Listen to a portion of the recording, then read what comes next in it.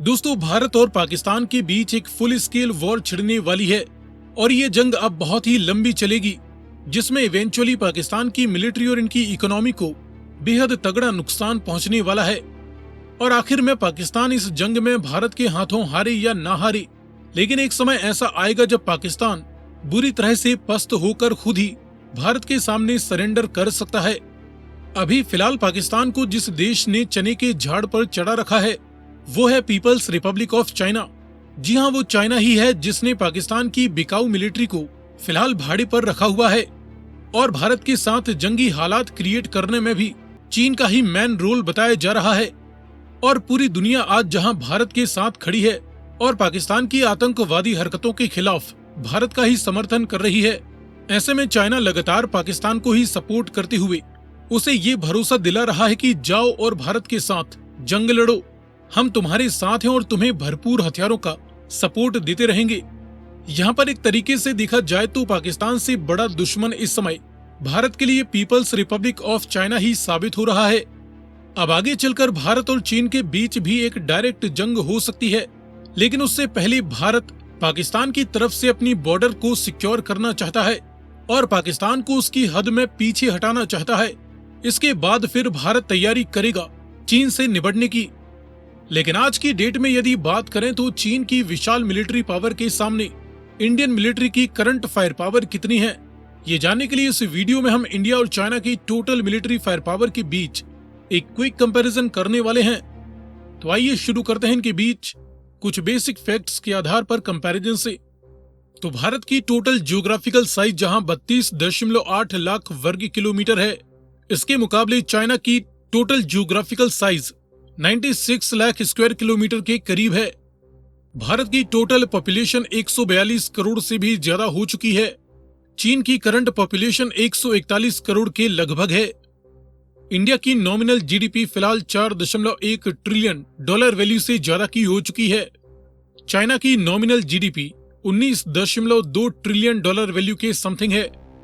Defence पर सालाना खर्च की बात करें तो इस साल के लिए इंडियन मिलिट्री का defence budget 80 billion dollar value के समथिंग रहने वाला है। चीन का डिफेंस बजट ऑन पेपर तो 250 बिलियन डॉलर वैल्यू के समथिंग है, लेकिन असल नंबर्स इससे काफी ज्यादा होते हैं। ग्लोबल मिलिट्री पावर रैंकिंग में इंडियन मिलिट्री दुनिया की 4th मोस्ट पावरफुल मिलिट्री है, तो वहीं चाइनीज फौज दुनिया की 3rd मोस्ट पावरफुल फौज है। इसके बाद देखें जमीनी पावर के बीच कंपैरिजन, तो इंडियन आर्म्ड फोर्सेस की तीनों ही ब्रांचों में 14.5 लाख के करीब एक्टिव ड्यूटी सोल्जर्स हैं। चाइनीज आर्म्ड फोर्सेस के पास 20 लाख से भी ज्यादा एक्टिव मिलिट्री पर्सनल अवेलेबल हैं। इंडिया के पास 11 लाख के करीब रिजर्व पर्सनल हैं, तो वहीं चाइना के पास करीबन 5 लाख रिजर्व सोल्जर्स हैं। मैन बैटल टैंक्स की 4200 से ज्यादा यूनिट्स इंडियन आर्मी के पास हैं। चाइनीज आर्मी के पास 5700 से ज्यादा मैन बैटल टैंक्स हैं।